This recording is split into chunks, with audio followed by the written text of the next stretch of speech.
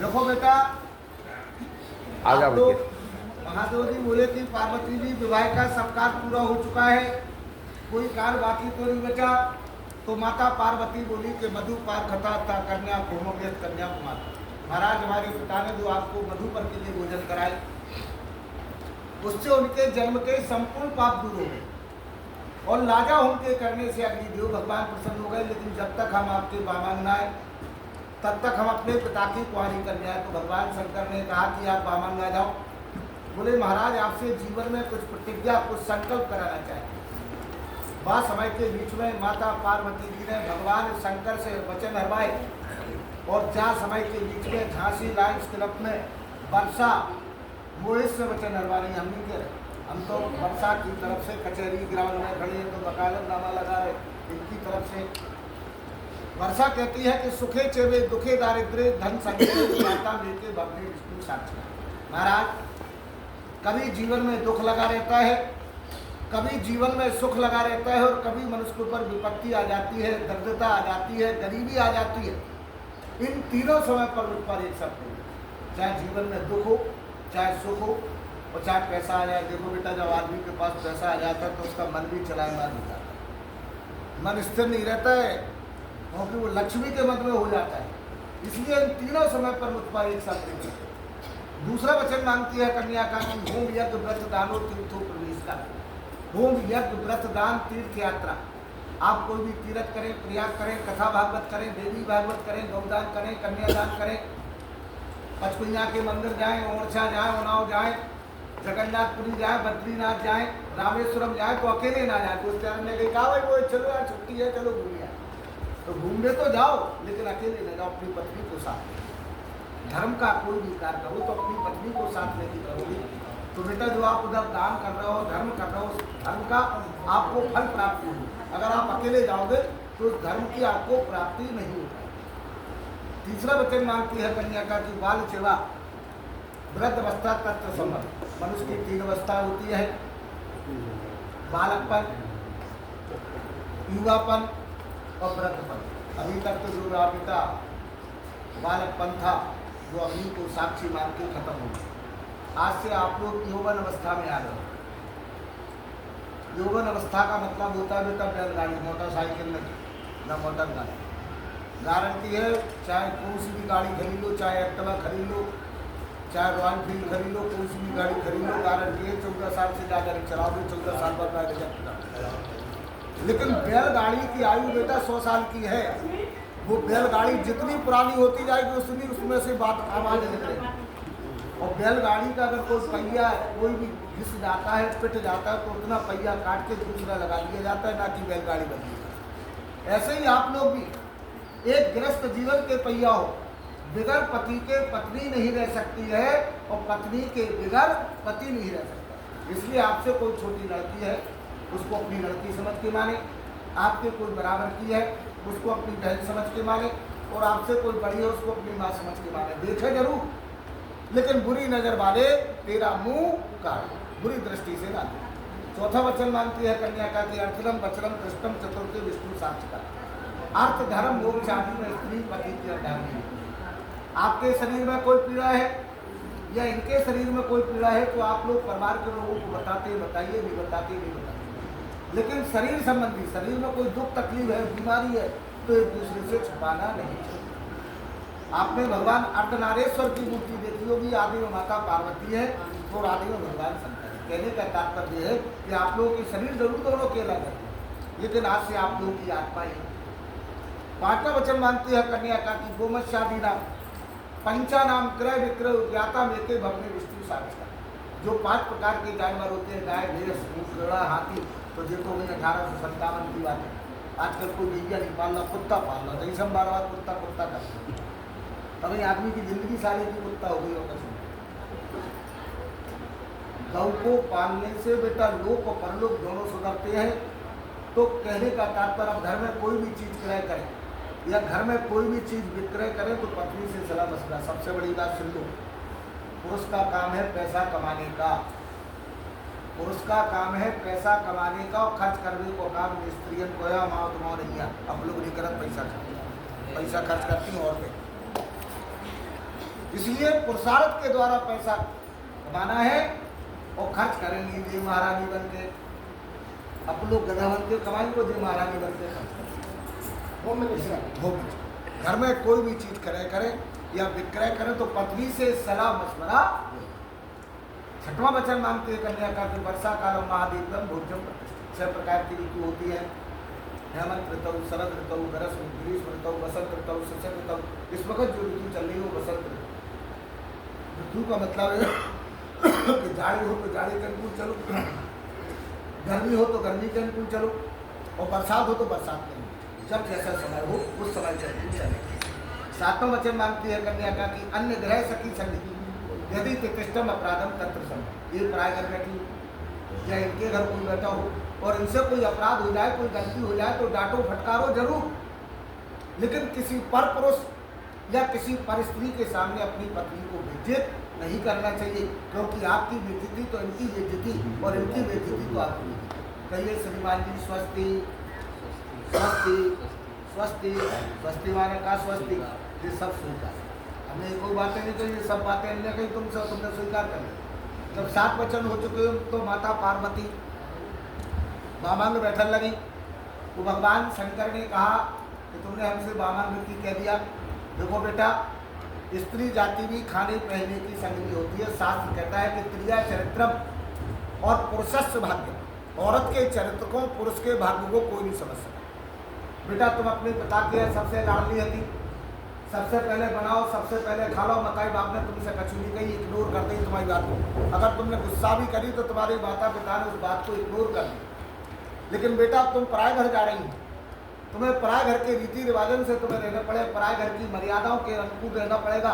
उस घर के बुजुर्गों का तुम्हें सम्मान करना पड़ेगा, उस घर के पुरखा पाटे तुम्हें पूजना पड़ेंगे। जा घर के पुरखा पाटे भाई, घर के पुरखा पाटे तो भगवान गेट बंद कर दो, नहीं तो अंदर आ जाए उसके पर्दे वो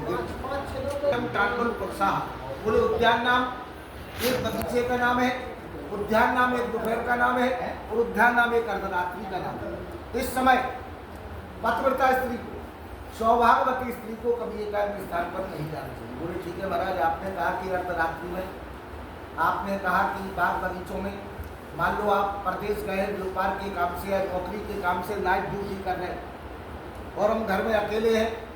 मान लो घर में कोई आपत्ति आ गई, आग लग गई या कोई बंदर आ गए, तो उन बंदरों से अपनी जान बचाने के लिए, अपनी जान छुड़ाने के लिए बाहर भागने के नहीं भागे, या घर में आग लग गई तो आग में जल जाए कि निकल जाए। तो भगवान शंकर ने कहा कि आपत्ति काले मर्यादा नास्ति, आपत्ति आ जाए तो मर्यादा को भंग कर देना चाहिए, लेकिन बार बार नहीं।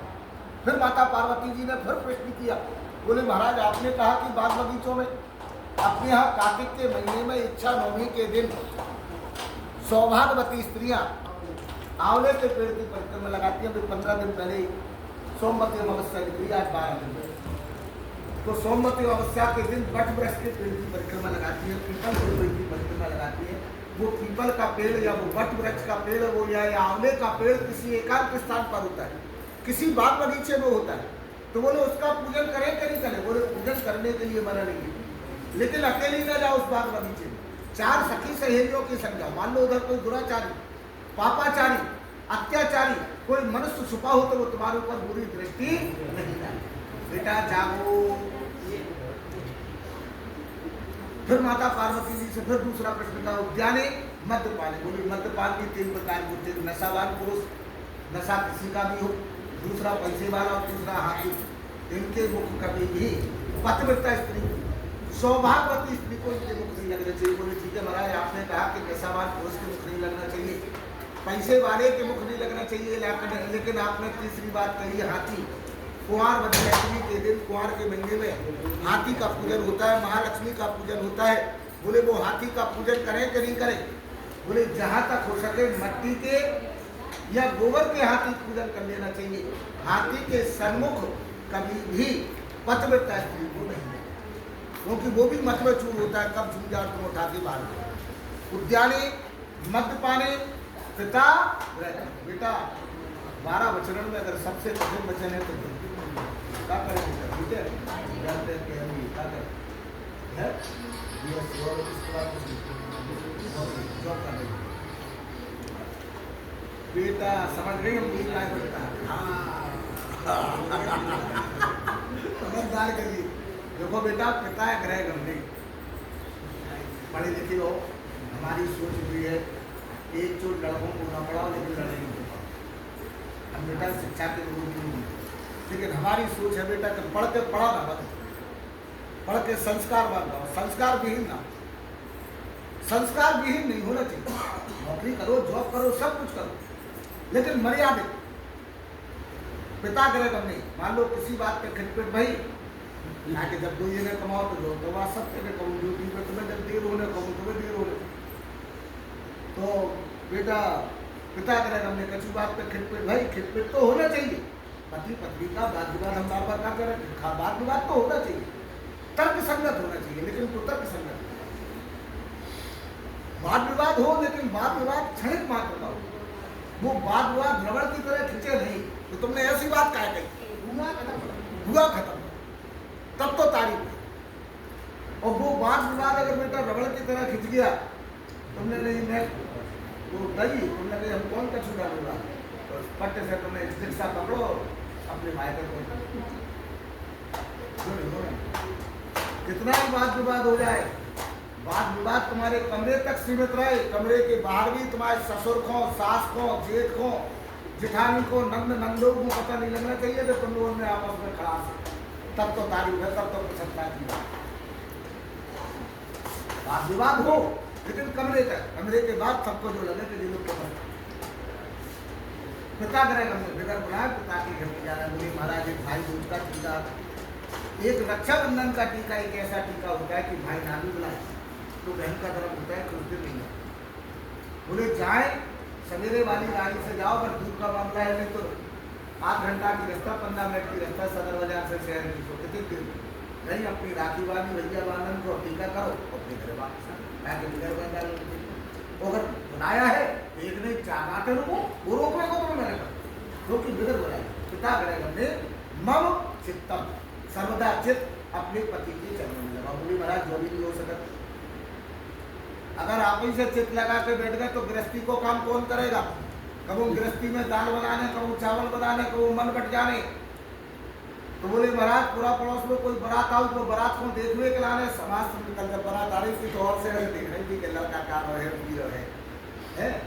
तो बोले उस टाइम मन बढ़ जाता है, चित्त बढ़ जाता है। बोले जब तक वह लड़का के सिर पर मोर बंधी है तब तक तो उस लड़के की तारीफ की जा सकती है, उसके पश्चात अपने पति के ही चरणों में चित्त और मन लगाना चाहिए। तांडुल पुरुषा 5 वचन भगवान शंकर ने क्या कही था, गवा घर में रूखे सूखा मच्छर में तुमने पढ़ा हो जाती है, रूखा सूखा खाए थे, कहावत थी, रूखा सूखा खाए थे, ठंडा पानी पी और देख पराई चुपड़ी मत ललचा। भगवान ने तुम लोगों को 2 गुण एक्स्ट्रा में दिया, गुण अब गुण नहीं अभी गुण है, एक तो गुण जो कि ईर्षा, फलाने के ना जो चीज़ आ गई, ठिकाने के ना जो चीज़ आ गई, 10 बजे खाना नहीं पड़ेगा, पति देव को खाना दे दो, बाकी बात अब बैठी अब जो देख रहे फलाने के ना टीवी आ गई, फलाने के ना फ्रिज आ गो। दूसरा गुण मालूम कहा पेट में बात कर, अब हम तुमसे कह भी बेटा हो फलानी बात ऐसी है, तुम कहीं होगी, जो भी हम धीरे से कभी कहीं होगी, गारंटी है बेटा पूरे मोहल्ला में बात कर ले। तो भगवान ने तुम लोगों को बोल दिया एक्स्ट्रा। तो कहने का तात्पर्य है बेटा, पिता रूखा सूखा खाए के, ठंडा पानी पी और देख पराई चुपड़ी मत ललचा। घर में इनमें लाख गुण हो, लाख अवगुण हो, घर में गरीबी हो, अमीरी हो, लेकिन कभी भी अपने पति की बुराई नहीं करना चाहिए, सर्वदा अपने पति की प्रशंसा करनी चाहिए। पति की प्रशंसा में ही तुम्हारी प्रशंसा है और पति में बुराई में ही तुम्हारी बुराई है। और गोस्वामी तुलसीदास जी कह रहे हैं कि जो इच्छा करे हो मन माही, राम कृपा कछु दुख जम। पति देवता ने कही कि फलाने के जाने, ठिकाने के नहीं जाने तो नहीं जाने। पति ने कही आज कड़ी बनने, चावल नहीं बनने तो नहीं बनने।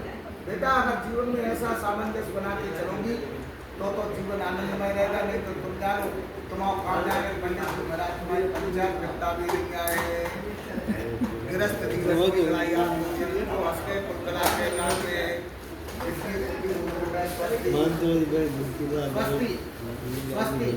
स्वस्ति माने बिल्कुल बात नहीं चलो जी